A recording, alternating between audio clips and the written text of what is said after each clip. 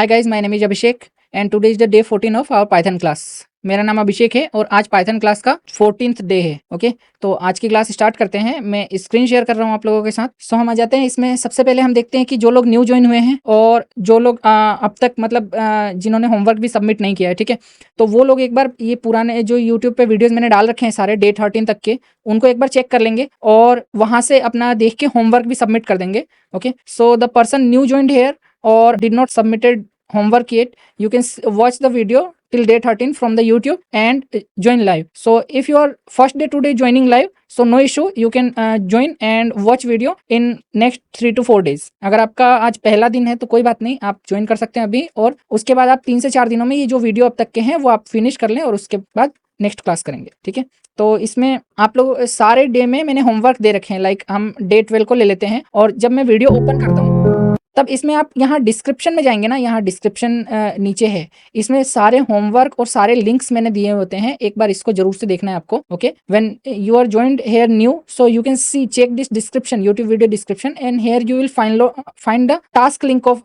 each class. Okay, each class task link are here and you can find any resources link just below it. Okay, if I have used any resources or downloadable file, you can find that link here as well. ठीक है, तो आपको task की link और resources की link यहाँ description में मिल जाएगी, आप जरूर से उसे चेक कर लें जो भी मैं क्लास में बताता हूँ उसके लिए। ओके, आज की क्लास शुरू करते हैं। So starting today class. तो हम समझ रहे थे सेट्स के बारे में। ओके, हमने पहले कलेक्शन डेटा टाइप्स पढ़े हैं। ओके, पाइथन में कलेक्शन डेटा टाइप्स होते हैं, हमें पता है। ठीक है, और कलेक्शन डेटा टाइप में कितनी चीजें होती हैं? कलेक्शन डेटा टाइप में 4 तरह की चीजें होती है पाइथन में, और उनमें से सबसे पहले हमने पढ़ा लिस्ट को, उसके बाद हमने पढ़ा लिस्ट के बाद टपल्स को, अब हम देख रहे हैं सेट्स को, और इसके बाद हम डिक्शनरी को भी देखेंगे आगे की क्लासों में। So we already learn about tuples and list, and we are learning now sets, and we will learn in our future class about dictionaries. These 4 are all collection data types in Python. Okay, so we are going to see sets today. देखो sets क्या होते हैं? Sets जो होते हैं वो भी collection data type को एक्सेस कर सकते हैं। कलेक्शन का मतलब है कि बहुत सारे वैल्यूज जो होते हैं उसको एक साथ वो स्टोर कर सकते हैं सिंगल वेरिएबल में। ओके, इसमें जैसे हमने लिस्ट, टपल और डिक्शनरीज देखेंगे, लिस्ट और टपल देख लिया है, वैसे ही हम सेट्स के बारे में डिटेल में जानेंगे आज। ठीक है, ये अनऑर्डर्ड होता है, अनचेंजेबल होता है और अनइंडेक्स होता है। इसमें कोई भी इंडेक्स नहीं होता है। जैसे लिस्ट में 0, 1, 2 इंडेक्स नंबर से हम लोग एक्सेस करते हैं, इसमें कोई भी इंडेक्स नहीं होता है। ठीक है, ये डुप्लीकेट वैल्यू को भी अलाउ नहीं करता। अगर आप डुप्लीकेट वैल्यू डाल दोगे तो वो उसको इग्नोर करेगा। हम आगे एग्जाम्पल से देखेंगे इसको। ठीक है, और इसको करली ब्रेस के साथ लिखा जाता है। जैसे आप सेट लिस्ट में स्क्वायर ब्रैकेट यूज करते हो, ठीक है, टपल्स में राउंड ब्रैकेट यूज करते हो, इसमें करली ब्रेस का यूज किया जाता है। ठीक है, so we are looking on sets today.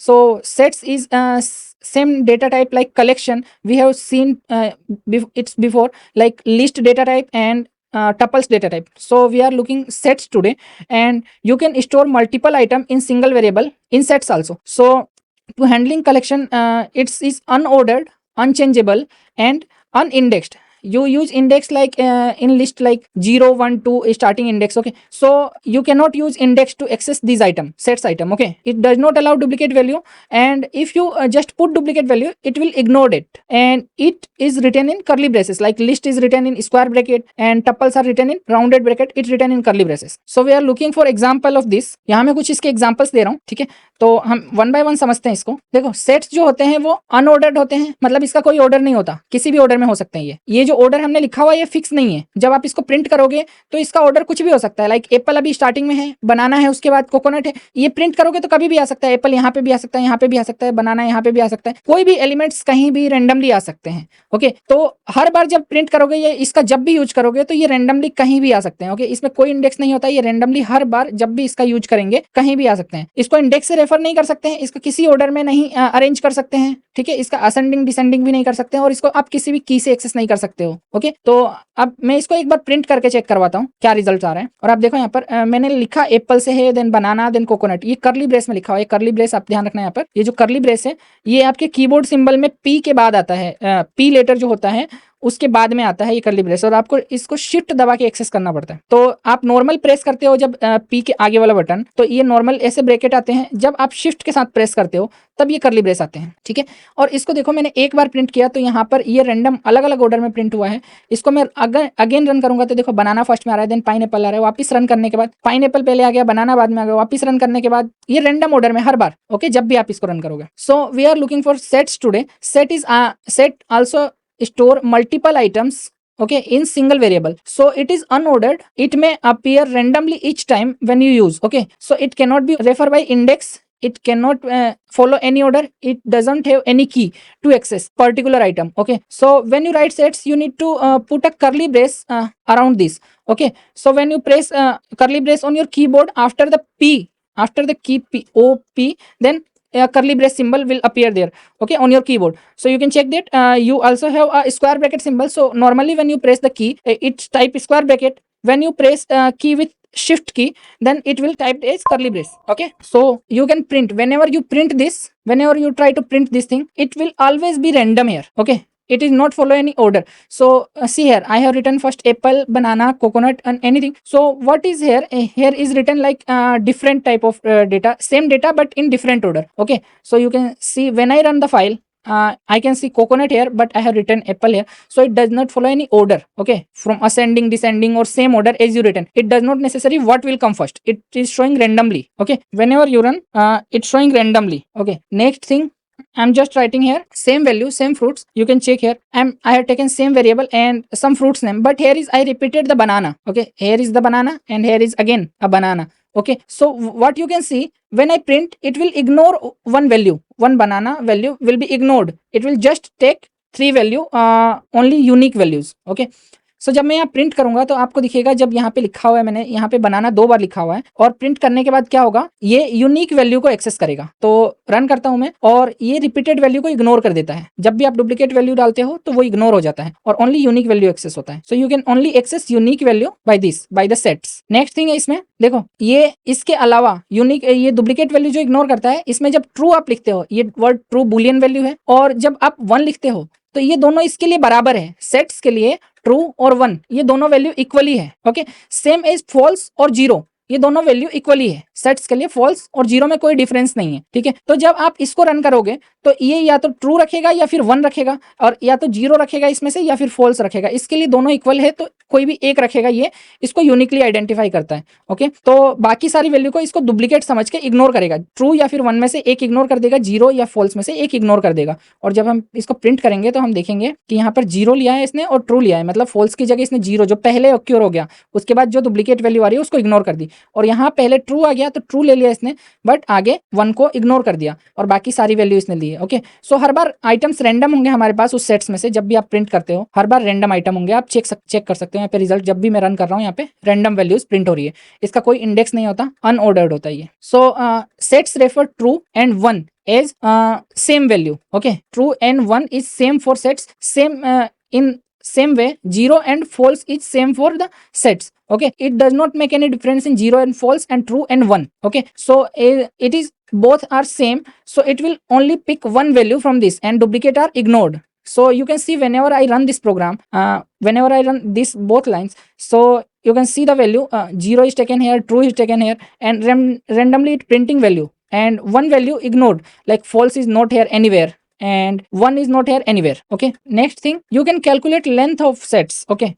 so length in same way, I'm just taking the first one. Okay, so you can see here this fruit had 5 items, 1 2 3 4 5. Okay, this fruit variable has 5 items and I am using the same alien function. Okay, so understand here, these 5 value will be printed here with length 5. Okay, so I am just running the program and you can see the output 5 is here. Okay, but when you run the duplicate values, okay, I'm just commenting this one and running with this one, so you can see 4 item is here, 1 2 3 4, but banana is duplicate, so it will not count duplicate, it will ignore, so there is only 3 value for it. Okay, so when I run the program it will print 3 here. Okay, so यहाँ पे print len function से आप access कर सकते हो इसकी length को, और लेंथ कैलकुलेट करने के लिए मैं शो कराने के लिए प्रिंट फंक्शन का यूज कर रहा हूँ। तो यहाँ पे कैलकुलेट हो जाएगी लेंथ len फंक्शन से, और हम इसमें इस वेरिएबल को रख देंगे। और यहाँ आप काउंट करोगे, जैसे यहाँ पर हमारे पास 5 आइटम्स हैं, तो यहाँ पे जब मैं प्रोग्राम को रन करता हूँ तो यहाँ पर लेंथ कैलकुलेट होकर 5 आ गई है। लेकिन जब मैं यहाँ पर रन करता हूँ इसको, और यहाँ पर मेरे पास एक डुप्लीकेट वैल्यू है बनाना, इसमें सिर्फ 4 आइटम है और बनाना डुप्लीकेट है, तो इस डुप्लीकेट वैल्यू को ये पिक नहीं करेगा और सिर्फ 3 वैल्यू को पिक करेगा। ओके, तो जब मैं लेंथ कैलकुलेट करता हूँ इसकी, तो रन करने के बाद मुझे यहाँ पर सिर्फ 3 आउटपुट मिलता है, 4 नहीं मिलता है। ओके, सेम यहाँ पर भी है। सेट्स में आप क्या कर सकते हो, सेट्स में आप सारे डेटा टाइप्स असाइन कर सकते हो, ये कोई भी डेटा टाइप रख सकता है। लाइक यहाँ पर स्ट्रिंग टाइप के सेट्स हैं, यहाँ पे नंबर टाइप्स हैं, यहाँ पर बुलियंस है और यहाँ पर मिक्स डेटा है। ओके, नंबर्स भी है, बुलियंस भी है, स्ट्रिंग भी है, आप मिक्स में भी रख सकते हो किसी सेट्स में। सो you can put any data type in sets like string data type by comma separated or number data type or boolean data type or mixed data type. Okay, and when you print the type of set from the type function, we have already learned about this. type function के बारे में हमने पहले पढ़ा है कि आप जब type function से प्रिंट करते हो किसी वेरिएबल का टाइप, तो वहां पे टाइप प्रिंट होता है। तो इसका जो टाइप होगा वो सेट्स होगा। यहाँ देखो, यहाँ पे टाइप जो प्रिंट हुआ है सेट। ओके, सेट वैसा ही है जैसे आप किसी चीज के पर्टिकुलर सेट बना रहे हो, ठीक है, पर्टिकुलर आइटम, उसमें यूनिक आइटम अरेंज कर रहे हो और वो रैंडमली किसी भी ऑर्डर में आप उसको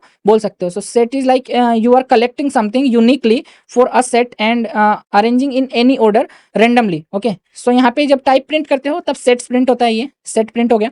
नेक्स्ट थिंग है इसमें, सेट को आप क्या कर सकते हो, सेट को आप क्रिएट कर सकते हो सेट कंस्ट्रक्टर से भी। तो हमने सेट कंस्ट्रक्ट अलग अलग कंस्ट्रक्टर के बारे में पढ़ा है, जैसे लिस्ट कंस्ट्रक्टर, उसके अलावा टपल कंस्ट्रक्टर, यहाँ पर है सेट कंस्ट्रक्टर। इसमें आपको एक वैल्यू देनी होती है। तो सेट में आप जब वैल्यू देते हो, यहाँ पे वैल्यू मांग रहा है, तो जब आप वैल्यू देते हो यहाँ पर एक इसको राउंड ब्रैकेट में देना है जब आप वैल्यू दोगे। ओके, तो वैल्यू देने के बाद ये क्या होगा, उसका सेट बन के रेडी हो जाएगा। कंस्ट्रक्टर के बारे में हम और डिटेल में क्लास और ऑब्जेक्ट ओरिएंटेड प्रोग्रामिंग में आगे पढ़ेंगे, जो मैंने आपको बताया था, ठीक है, कि कंस्ट्रक्टर क्या होते हैं। So we will learn more about constructor in object oriented section of our Python programming language, and sets is here constructor. So it is you can put the value inside this set function in a rounded bracket. Okay, so it will take the value and it will create a set for you, and when you print this it will look like this. Okay, new set, ठीक है। तो इस तरह से आप set create कर सकते हो। आई थिंक यहाँ तक सबको क्लियर है। टाइप एसी इफ यहाँ तक आपको क्लियर है तो type AC if all clear until here. Is this clear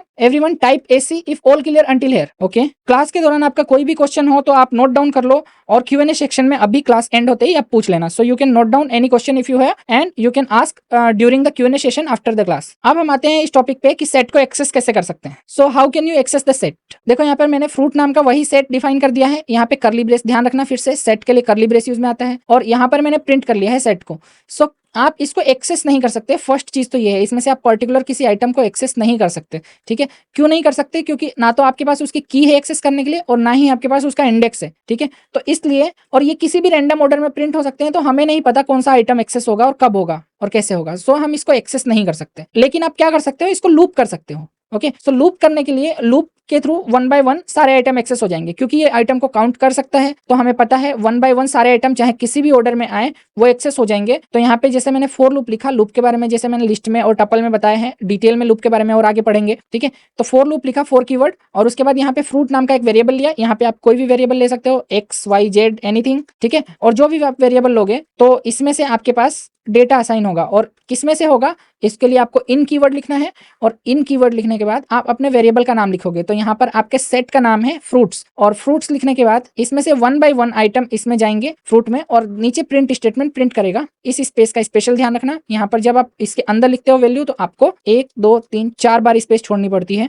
या फिर 2 बार। इसके लिए आप एक बार टैब भी प्रेस कर सकते हो, जो मैंने पहले बताया है आपको। और नीचे आपके आईडी पे लिखा हुआ है वो कितने स्पेस छोड़ेगा, ओके, यहाँ पर नीचे कॉर्नर में। तो इस तरह से आप एक्सेस कर सकते हो। अब इसको प्रिंट करके चेक करेंगे हम। So what you can do, you have a fruit sets, okay. So I am just printing the fruit sets, and you cannot access by it any key or any index, because it does not have any key or index. It is unordered, so you cannot access it a single item. Okay, so what you can do, you can loop through it. So about loop we will learn later in more detail, but I have already explained a short view of the loop in our list and in our tuple classes, but I am just saying here, you just need to write a for keyword, okay, putting a space and type any variable name here like xyz.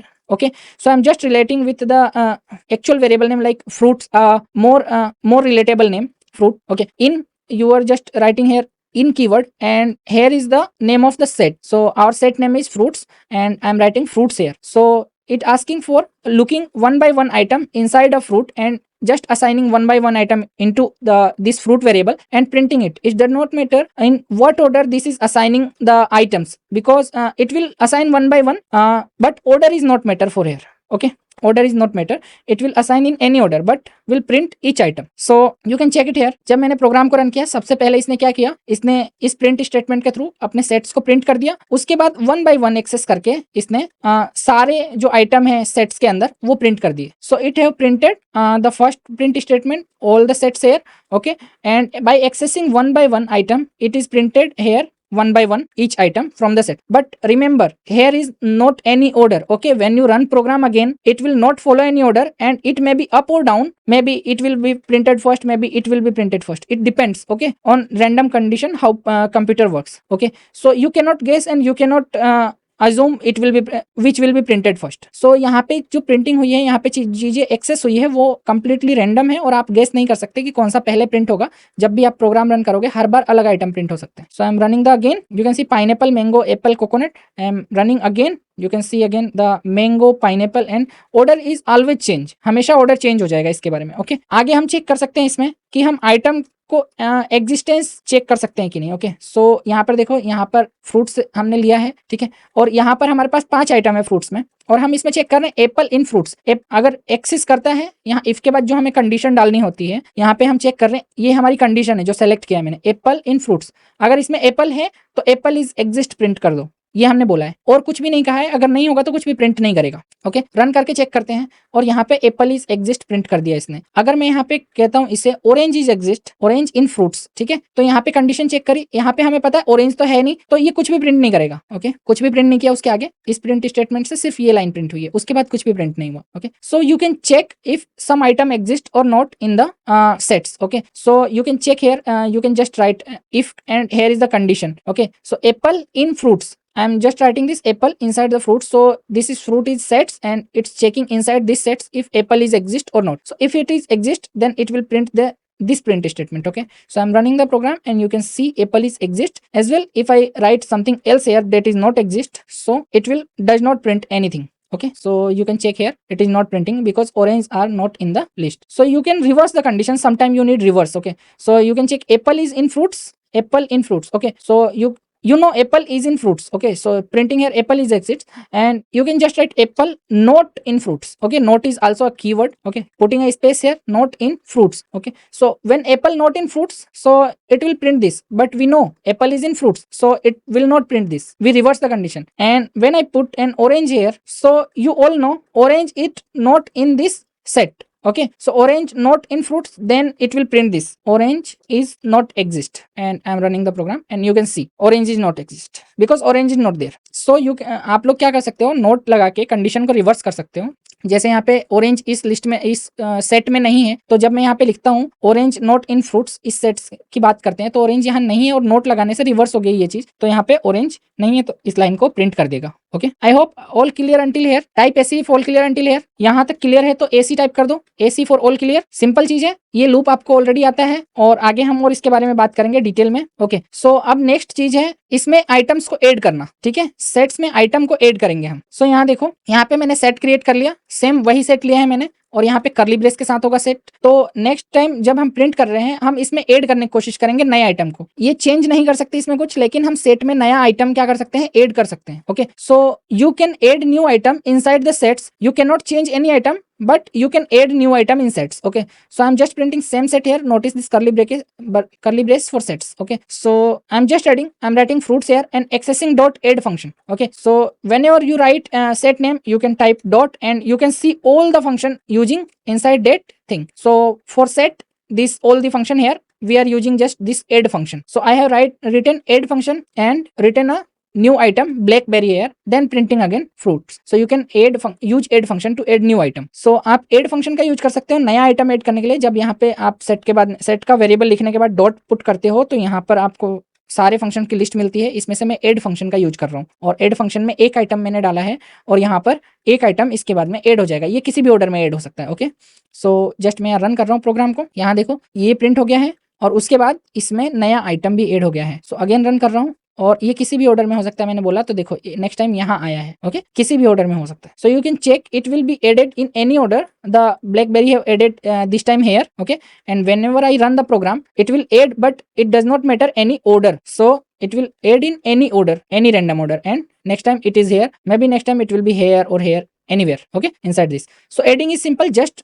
put add function, and inside function you can just write item name. So adding is simple. And next thing in this update function, so you can add by update function. So you all know we cannot change anything inside sets. Okay, so what is update are doing? So see here, fruits, I have taken same fruits. Okay, and new fruits, some new fruits are here inside another set. Okay, fruits and new fruits, and you can check here fruits dot update. I am accessing dot and update function, and I am just putting new fruit sets here inside the function. So you can check this all three will become inside this sets based on this, because I have written fruits dot update. So I am just updating these sets with some more items. So whenever you need more items to add, not a single item, you create a new set and add by update method. So update method will add these all new items inside the first item. I am just printing first item again. So you can check this banana, mango, coconut, and papaya, blackberry, orange, apple, and pineapple. All three are added, and now total is 8. Okay, inside the fruits now total is 8 items. Okay, and it may come in any order. तो ये किसी भी order में आ सकते हैं. आप क्या कर सकते हो, अपडेट फंक्शन के साथ नए आइटम को जोड़ सकते हो. और यहाँ जब आपने एक आइटम को एक्सेस करने के लिए एड फंक्शन का यूज किया था, मल्टीपल आइटम को एड करने के लिए आप एक नया सेट बना सकते हो. उस सेट को एक वेरिएबल में असाइन कर सकते हो, और असाइन करने के बाद इस फ्रूट्स नाम के सेट में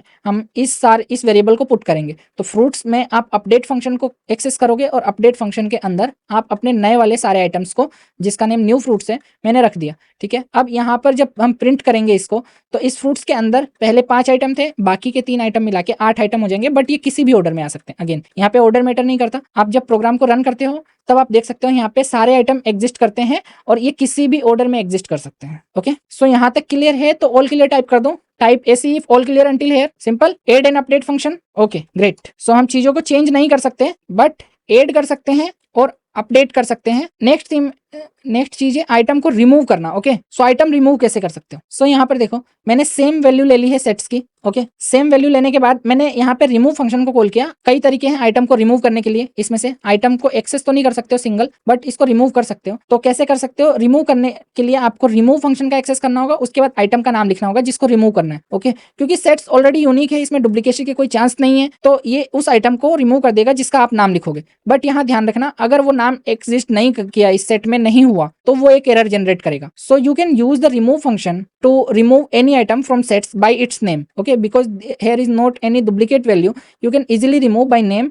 And this consider this thing, that if item was not exist in the set, then it will generate an error. Okay, so keep in mind, it will generate error if item does not found in the sets. अगर set में item नहीं हुआ तो क्या होगा, error generate करेगा. सो हम यहाँ पे चेक करते हैं, कोकोनट है हमारे केस में, सेट में कोकोनट है, तो हम रन करके देखते हैं इसको रिमूव करता है कि नहीं. पहले फ्रूट्स को प्रिंट किया है, देन रिमूव करने के बाद अगेन हमने फ्रूट्स को प्रिंट किया है. सो यहाँ पर देखो, पहले वाले सेट में हमारे पास कोकोनट एग्जिस्ट करता है, यहाँ पे कोकोनट है, बट नेक्स्ट वाले सेट में कोकोनट प्रिंट नहीं हुआ है क्योंकि वो रिमूव हो चुका है यहाँ पर. Okay, so we have successfully removed coconut from our sets because first set containing coconut and second set does not contain it. Okay, so it's removed from set. Okay, so you can run the file again and it will be again removed. Simple. Okay, but does not matter any order here. Okay, it may be in any order. अब मैं यहाँ पे कुछ ऐसा लिख रहा हूँ जो इस सेट में नहीं है. फॉर एग्जाम्पल मैं यहाँ पे लिख रहा हूँ ऑरेंज. ऑरेंज हमें पता है इस सेट में नहीं है. सो मेरे यहाँ ऑरेंज लिखने से क्या होगा, एरर आनी चाहिए. ऑरेंज इस सेट में नहीं है, और रिमूव फंक्शन सिर्फ उसी को रिमूव कर सकता है जो सेट्स में है, बाकी के लिए एरर जनरेट करेगा. So remove function will generate error for item that doesn't exist in the set. Okay, so it should generate error for orange. और यहाँ पर आप देख सकते हो एरर में क्या जनरेट हुआ आपके इस फंक्शन में, इस फाइल के अंदर क्या हुआ, इस कॉलबैक में लाइन नंबर 77 में, यहाँ देखो नोटिस करो लाइन नंबर 77 में क्या हुआ, fruits dot remove function call हुआ है, और यहाँ पे की एरर है ऑरेंज, बिकॉज ऑरेंज यहाँ पर जो है वो एग्जिस्ट नहीं करता, तो इसलिए यहाँ पे एरर आई है. So you can notice the file, this file and this line number here in 77. we want to remove the orange from the set, but orange is not exist there, so it will generating an error here. Okay, तो remove के अलावा क्या function होते हैं, remove के अलावा होते हैं डिस्कार्ड फंक्शन से आप क्या कर सकते हो, किसी भी आइटम को रिमूव कर सकते हो. तो हमारे केस में यहाँ पर मैंगो है ऑलरेडी, और मैंगो को हम रिमूव कर रहे हैं डिस्कार्ड से. प्रिंट करके चेक करते हैं रिमूव होता है क्या. सो यहाँ देखो ये जो सेट्स है, इस सेट में क्या हुआ, मैंगो है, और यहाँ से हमने मैंगो को रिमूव कर दिया डिस्कार्ड फंक्शन से. ओके, सो डिस्कार्ड फंक्शन क्या करता है, ये एरर जनरेट नहीं करता है, will not generate error. Okay, so यहाँ पर अगर मैं कोई और चीज लिख दूं जो वहां पर एग्जिस्ट नहीं करती है, उसके लिए भी ये एरर जनरेट नहीं करेगा.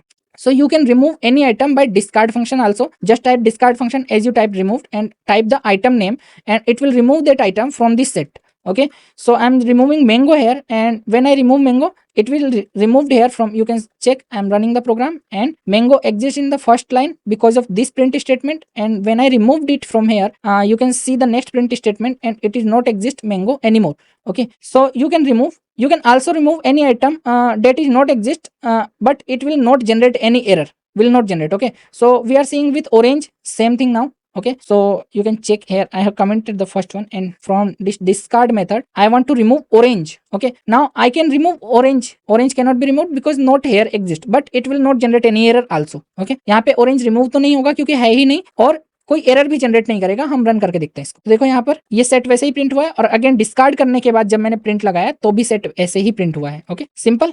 अब नेक्स्ट थिंग है पॉप। सो हमारा सेट्स ऐसे ही पड़ा है, यहाँ पर प्रिंट किया है मैंने उसे, और अब हम पॉप मेथड से हटा रहे हैं। पॉप मेथड भी एग्जिस्ट करता है, इसमें आपको कुछ भी पास नहीं करना है, जस्ट पॉप को लिखना है। और इसको लिखने के बाद मैंने यहाँ पे लिखा है उस आइटम का नाम जो रिमूव हो चुका है। ओके, सो आप ऑलरेडी जानते हो इस एफ स्ट्रिंग के बारे में। जब प्रिंट में आप एफ स्ट्रिंग लिखते हो यहाँ पे डबल कोट या सिंगल कोट के साथ में, तो इस करली ब्रेस के अंदर आप इस वेरिएबल का नाम लिख सकते हो और इसके साथ में अपने अलग सेंटेंस लिख सकते हो जो भी आपको लिखना है। So you can write F string. So F string is like F and typing double quote और single quote, and then in curly brace you can write any variable name called placeholder. Okay, so after date or before date you can write any sentence as you required. Okay, so I'm just writing fruit.pop. what it will do, it will just return the removed item. So I'm taking the item.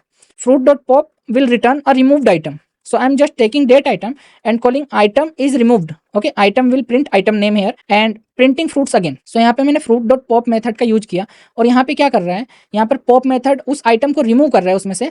इसमें से कोई भी random item remove कर देगा। हम यहाँ specify नहीं कर सकते किस आइटम को रिमूव करना है। ठीक है, तो इसका यूज सोच समझ के करना। ये किसी भी आइटम को रिमूव कर देगा, और रिमूव करने के बाद उसको यहाँ पे निकाल देगा। तो हमने उसका नाम ले लिया है, यहाँ पर इसमें सेव हो गया है, और इसको हमने यहाँ प्रिंट करा दिया और लिख दिया इज रिमूव्ड। तो ये आइटम का नेम आ जाएगा इज रिमूव्ड, और आगे हमने फ्रूट्स को वापस प्रिंट करा दिया। सिंपल। इसके बाद मैंने प्रोग्राम को रन किया, तो यहाँ देखो पहले ये जो प्रिंट स्टेटमेंट आया है वो इसके कारण आया है। ओके, यहाँ सेट्स प्रिंट हुआ है। देन इसमें से रिमूव करने के बाद कोई सा भी रैंडमली आइटम रिमूव हो सकता है। रिमूव करने के बाद मैंने यहाँ पे लिखा है रिमूव। तो यहाँ पे देखो एप्पल रिमूव किया इसने, एप्पल इज रिमूव्ड लिखा हुआ आ गया। उसके बाद अगेन मैंने फ्रूट्स को प्रिंट किया, तो यहाँ पर एप्पल नहीं है इस सेट्स में। Okay, so you can see the first print statement is here because of this print statement. Okay, and again here is the pop method will returning an item that is removed. It is apple for this execution right now.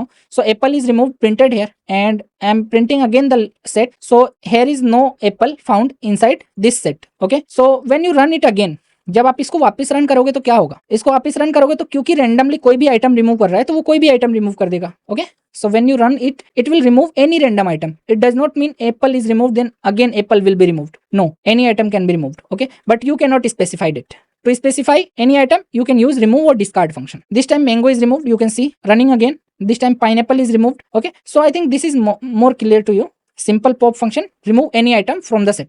Okay, now this is clear function. What clear function will do? Clear is simple thing, it will clear the set. Okay, clear the all set item, it will empty the set. Okay, remove all item from set and there only be curly braces remains, empty curly braces. Okay, so printing fruits, see here first print statement because of this above print statement, and now another print statement after the clear. There is nothing remains in the set. Okay, so set here written just set constructor. Okay, so set constructor, we will learn more about constructor in later sessions. So set constructor printed here because nothing remains inside the set. So यहाँ पे clear function क्या करेगा, clear function इन सबको remove कर देगा। Okay, सारे items को remove कर देगा, और सेट कंस्ट्रक्टर यहाँ पे प्रिंट हो गया क्योंकि अब इसमें कुछ भी नहीं बचा है। सेट में क्लियर करने के बाद सारे आइटम रिमूव हो चुके हैं। यहाँ पे लास्ट चीज बचती है DEL कीवर्ड, जो हमने लिस्ट में और टपल में भी पढ़ा था। सो DEL डिलीट कीवर्ड बोला जाता है इसको। डिलीट कीवर्ड क्या करता है, ये सेट को कंप्लीटली डिलीट कर देता है। यहाँ पे एम्प्टी सेट भी नहीं बचता है, कंप्लीट डिलीट। ओके, सो आपको DEL यूज करना है और आगे सेट का नाम लिखना है, और ये कंप्लीट सेट को रिमूव कर देगा।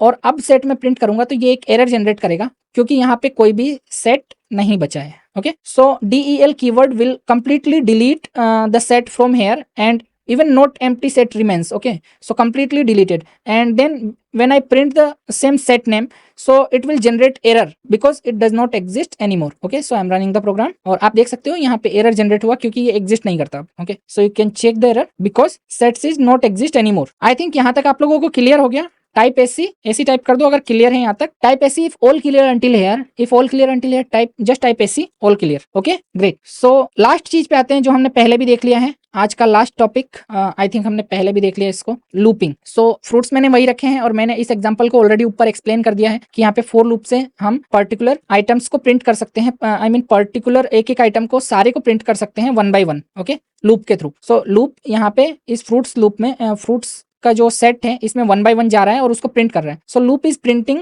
This set one by one each item in this set. Okay, so we have already seen that example above. So the last thing for today class is looping here. Okay, you can check this, it is randomly printing items. Okay, all clear? Type ऐसी, फिर all clear for the loop clear हो चुका है तो ऐसे type कर दो। Great, अब हम मूव करते हैं आज के Q&A सेशन पर। So we are moving now for today Q&A session. तो यहाँ से जिसको लीव करना है वो लीव कर सकता है, और जो Q&A क्वेश्चन एंड आंसर पूछना चाहता है, आंसर्स देखना चाहता है बाकी लोगों के, वो रुक सकता है। So if you want to leave here you can leave, and if you want to ask question and answer or listen question and answer for others, you can stay here. Okay, so this for Q&A session, just type your question and ask. So Abdul is asking, loop explain one more time. Okay, so Abdul, I will explain the loop. Del, I think Samira is also asking what is for while loop. Okay, so Samira, for the while loop we cannot access each item by index, so we cannot use while loop for the sets, because we cannot access index by 0 1 2, and we all know that while loop having index, and we increase index after each time loop iterate. Okay, so we cannot index, so cannot is use while loop for sets particularly. Okay, so looping one time more. Okay, I'm sharing the screen, Abdul. You can see I'm explaining the loop again. Here you can see also inside our list and inside the list also. Okay, I have already explained there, but I am explaining again, check here. So Abdul, आप हिंदी में comfortable है या English में? Okay, सो अब्दुल, मैंने already एक बार list में और टप्पल में लूप को एक्सप्लेन कर रखा है, और डिटेल में आगे पढ़ेंगे, बट एक बार मैं सिंपली एक्सप्लेन करता हूँ, आप समझो इसको। यहाँ पर मैंने सेट्स के लिए आइटम लिया जो करली ब्रेस में है मेरे पास, और यहाँ पर मेरे पास 5 आइटम है, और मैं इनको 1 by 1 एक्सेस नहीं कर सकता, क्योंकि इसमें सेट्स में कोई ऑर्डर नहीं होता है, ये किसी भी ऑर्डर में आ सकते हैं। ठीक है, तो यहाँ पर जो फ्रूट्स है हमारे पास, मैंने इसको प्रिंट कर लिया एक बार ऐसे ही रखने के लिए कि इसमें जो भी आइटम है वो सारे प्रिंट हो गए। ओके, सिंपली अब यहाँ पे लूप का यूज कर रहा हूँ मैं, तो फॉर लूप यूज कर रहा हूँ। फॉर लूप क्या करता है, हर एक आइटम के ऊपर एक बार एक्सेस करता है। ओके, सो यहाँ पे क्या किया है फॉर लूप ने, 4 कीवर्ड लिखा मैंने। 4 कीवर्ड लिखने के बाद यहाँ पे मैं कोई भी वेरिएबल का नाम लिखूंगा। मैं यहाँ पे कुछ भी लिख सकता हूँ, लाइक एक्स लिख सकता हूँ, वाई लिख सकता हूँ, या फिर ABC लिख सकता हूँ। कुछ भी एक नेम लिखना है वेरिएबल का, जो वेरिएबल सेक्शन में मैंने बता रखा है कि कैसे वेरिएबल का नेम कंस्ट्रक्ट करते हैं, कि ये नंबर से शुरू नहीं हो सकता या क्या हो सकता है, सारे रूल्स वहां पर। ठीक है, तो आपको एक वेरिएबल नेम लिखना है सिंपली, क्योंकि इसमें सारे आइटम क्या है, फ्रूट्स है, तो मैंने यहाँ पे फ्रूट लिखा हुआ था। मैं यहाँ पे F भी लिख सकता हूँ समझने के लिए कि ये एक वेरिएबल है। तो ये एक वेरिएबल जो है वहां पे मैंने ले लिया, और अब मैं बात कर रहा हूँ इन कीवर्ड की। यहाँ पे स्पेस देना है आपको, फिर इन लिखना है। इन मतलब किस में देखना है आपको इस चीज को, तो इसको आपको देखना है इस सेट में, तो इस सेट के वेरिएबल का नाम लिखोगे। यहाँ पे जो भी वेरिएबल है XYZ है, तो यहाँ पे आप लिखोगे XYZ, सिंपल। तो यहाँ पर वो वेरिएबल आएगा सेट का नाम जिसको आप एक्सेस करना चाहते हो। आपके केस में अगर मैंने बता रखा था लिस्ट हो तो यहाँ पे लिस्ट का नाम, टपल हो तो टपल का नाम, और सेम वेरिएबल यहाँ पे सेट है तो सेट का नाम आ जाएगा। तो क्योंकि हमारा सेट का नाम फ्रूट्स है तो मैंने यहाँ पे फ्रूट्स लिखा। ठीक है, उसके बाद मैंने यहाँ पर जो लिखा है F, तो फ्रूट में से पहला आइटम निकलेगा। अब क्योंकि लिस्ट में हमारे पास आइटम्स थे, ठीक है, लिस्ट में हमारे पास आइटम्स थे, तो वहां से कोई सा भी आइटम्स हो सकता था, कोई सा भी आइटम आ सकता था। ठीक है, फर्स्ट सेकंड थर्ड एक्सेस कर सकते थे, बट यहाँ पर जो है सेट में हमारे पास क्या होता है, यहाँ पे हमारे पास आइटम के ऑर्डर फिक्स नहीं है कि पहले कौन सा आइटम आएगा। ठीक है, तो क्योंकि ऑर्डर फिक्स नहीं है तो यहाँ पे कोई सा भी आइटम पहले आ सकता है। जो भी आइटम पहले आएगा वो इस वेरिएबल के अंदर आ जाएगा, F के अंदर। ओके, इसमें से निकल के इसके अंदर आ जाएगा। ठीक है, इसके अंदर आने के बाद में हम इस आइटम के साथ जो करना चाहें वो कर सकते हैं। तो हमें यहाँ पे सिंपली प्रिंट करा के देखना है, तो प्रिंट के अंदर उसका नाम लिख दिया हमने। इसको लिखने के बाद क्या किया, इसने इसको रन किया फाइल को हमने, और इसने ये प्रिंट कर देगा पहले आइटम को। पहले आइटम को प्रिंट करने के बाद ये देखेगा इसमें और भी आइटम बचे हुए हैं। ठीक है, तो ये नेक्स्ट टाइम वापस लूप में जाएगा और चेक करेगा नेक्स्ट आइटम को प्रिंट करने के लिए, नेक्स्ट आइटम को निकालेगा, फिर इसमें रखेगा, और उसके बाद इसको भी प्रिंट कर देगा। फिर यहाँ पे चेक करेगा और आइटम्स हैं, और आइटम अगर बचे हुए हैं तो उस आइटम्स को लेगा, थर्ड आइटम को, फिर फोर्थ आइटम को। इसी टाइप से सारे को लेने के बाद में ये प्रिंट करते जाएगा 1 by 1। तो यहाँ पे देखो पहले इसने लिया, इसको प्रिंट किया, फिर लिया, फिर प्रिंट किया, फिर लिया, और फिर प्रिंट किया। तो अब्दुल, आई थिंक आपको क्लियर है ये चीज लूप वाली। आप एक बार ऑल क्लियर टाइप कर दो अगर क्लियर है तो, और अगर क्लियर नहीं है फिर भी तो आप एक बार जब रिकॉर्डिंग्स देखोगे तब इसको जो भी मैंने क्लियर किया, अगर आपको क्लियर वॉइस या किसी वजह से नहीं आ रही हो तो आप एक बार देख सकते हो, और वहां पे आपको क्लियर हो जाएगा। ओके ग्रेट, क्लियर हो गया आपको। So guys, if you have any more question you can ask. अगर आपके पास कोई और क्वेश्चन है तो आप पूछ सकते हो, नहीं तो क्लास को हम यहाँ पर एंड करेंगे। Okay, Ajay Vishwas is raising hand.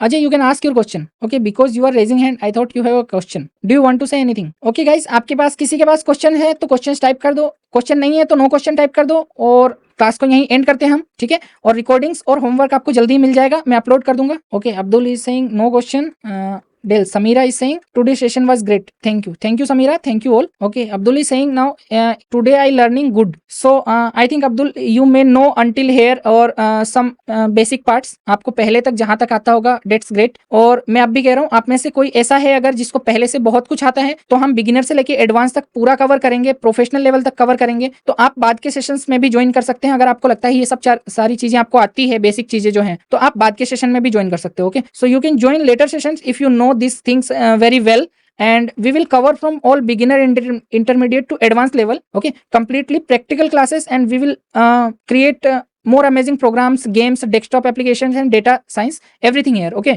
so MDT is asking why use pop function. So it's depend, can you type your name here, MDT or MD I'm referring. So you, because it's depend on different condition. Pop function Manoj Thakur, okay Manoj, so हम यहाँ पे क्या करते हैं कि हम pop function का use करते हैं बिकॉज यहाँ पर जो चीजें हैं पॉप से रेंडमली निकल रही हैं। ओके, सो क्योंकि डिपेंड ऑन कंडीशंस, आगे जाके जो हम प्रोग्राम बनाएंगे, जो फंक्शंस बनाएंगे या एप्लीकेशंस बनाएंगे, उस पर डिपेंड करेगा कि आप क्या चीज यूज कर रहे हैं और कैसे यूज कर सकते हैं। ठीक है, तो यहाँ पे ये लॉजिक वाली चीज है कि अगर आपके पास ये फंक्शनलिटी भी है कि आप पॉप से हटा सकते हो, तो ये डिपेंड करता है कि आप कैसे उस चीज को यूज में ले सकते हो या नहीं ले सकते हो। ठीक है, कई बार प्रोग्रामिंग लैंग्वेज में बहुत सारी चीजें नई इंट्रोड्यूस होती है, वर्जन बाय वर्जन हम देखते हैं, तो उसमें नई चीजें आती रहती है, तो उससे पहले भी वो काम हो रहा था, किसी अदर वे से हो रहा था। ओके, सो वहां पे उस तरीके से यूज कर सकते हैं और डिपेंड करता है ये जब हम यूज करेंगे और प्रैक्टिकल जब डिटेल्स में हम बड़ा प्रोजेक्ट बनाएंगे। ये जो क्वेश्चन आप पूछ रहे हो कि can pop function be used in for in loop to erase the set, ये आप मुझे ट्राई करके बताओगे। Okay, so you will try if you can use for in loop to erase items in form function। जब भी आप कोई ऐसा काम करते हो जो डिफाइन नहीं है या कोई चीज अलग से है, तब आप ज्यादा सीखते हो। You will learn more about when something is not defined and you can try in between. I am also giving some task like this, but you can also try and you can tell me in the group if so everyone can take benefit. If pop function you can remove item, erase item by removing or discard function or popping function inside the loop or not. Okay, so today's great session. If you have any more question during the time the class is not here, I am not here, so you can ask in group, you can ask in communities on WhatsApp or on Telegram or on Facebook. Okay, so आप हमेशा community में question पूछ सकते हो जहां और भी लोग होंगे आपकी हेल्प करने के लिए। जब आप क्लास में नहीं हो, जब आप प्रैक्टिकल कर रहे हो, तो आप हमेशा कम्युनिटी में पूछ सकते हो क्वेश्चंस को। ओके, और वहां से आपको हेल्प मिल जाएगी। ठीक है, if you are watching on YouTube you can subscribe the channel to spread this thing to more audience like you who want to join in free for this first session of Python class. Okay, first batch. तो आप YouTube पे देख रहे हो तो आप क्या कर सकते हो, सब्सक्राइब कर सकते हो। ओके, ताकि ये चीज और लोगों तक यूट्यूब के द्वारा पहुंचे और आप भी शेयर कर सकते हो लोगों से, तो वो लोग भी फ्री पाइथन क्लास का बेनिफिट ले सके जहां पर वो प्रैक्टिकल प्रोग्रामिंग सीख सकेंगे। Okay, thanks for watching, good night.